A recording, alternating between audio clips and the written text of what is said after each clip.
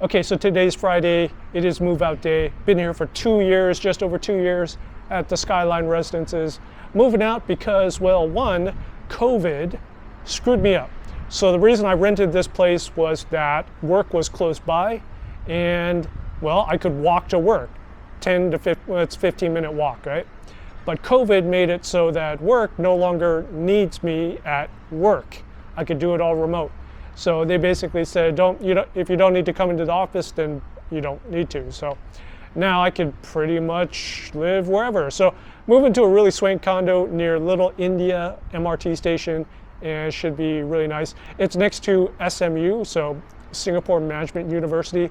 So it should be lots of activity over there. But let's talk about what happens when you move out. So in Singapore, if you do a 1-year rental contract, you have to pay 1 month of deposit. If you do 2 years, it's 2 months of deposit. So rent here was $3,000 for a 1-bedroom, 550 square feet. It's Singapore, it's expensive. And I'll show you in a little bit the apartment. The cleaner right now is cleaning it because one of the couple of tasks that you have to do is you have to do an end of tenancy cleaning, handover cleaning. So you got to pay for your own cleaner. The cleaner comes in, gets it all ready for the next tenant. So that is my responsibility. It didn't cost too much. I think it was like $200 bucks. I had to do it at the last minute. Plus there's a surcharge for Chinese New Year. Everyone does their cleaning for Chinese New Year. So that's a hint to you. Book early and don't book it for Chinese New Year, or else you'll be paying a lot more. So you got to get a cleaner to make the whole place really nice and spiffy. You also have to dry clean the curtains. So you got to pay dry clean the curtains. Now you have 2 types of curtains. I didn't know this. I thought curtains was curtains. So you have a day curtain, and the day curtain's the thin one that you could see through, and then you have a night curtain, which is the blackout curtain that you cannot see through. Both of those have to be dry cleaned, and it cost me, once again, I was stupid. I waited until the last minute. I did a 24-hour deal, and also I had the guy come to the apartment and take down the curtains, clean it, and then put it back up the next day. Or come back with the new cleaned curtains on the next day and put them back up. 288 Sing dollars. So wasn't, I guess that's maybe not too bad for a 1-day, 24-hour service.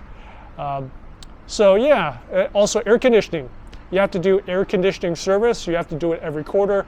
Now in my case, I don't know how this is going to work really, because COVID shut down all the air conditioning services for about 6 to 9 months. So you could not get a air conditioned person to service your unit. So they have to vacuum it out and put gas in it and do whatever air conditioning service people do. So that will be interesting to see if I can fulfill those requirements. But I got the air conditioning guys out for the final service last week. That one hurt. It cost me 480 something Sing dollars because they have to like go outside and clean it, and they have to refill the gas and do all this. It was like a whole big deal. So yeah, air conditioning service, cleaning, and the curtains. I think those are the top 3 things that you have to do when you move out. And then of course shut down all the utilities and all that good stuff. So yeah, that's your introduction to moving out of Singapore. We'll give you a little tour of the apartment in just a bit as soon as the cleaner is done. But been here for 2 years, actually quite like it. But if I had to do it over again, I would have picked something further away from work, knowing that COVID was coming, and definitely would have picked something with a balcony because this place does not have a balcony. But if you have any questions about Singapore apartment, condo hunting, all that good stuff, moving in, moving out, tips, tricks, all that good stuff, leave a like and put something in the comments. Talk to you later. Bye.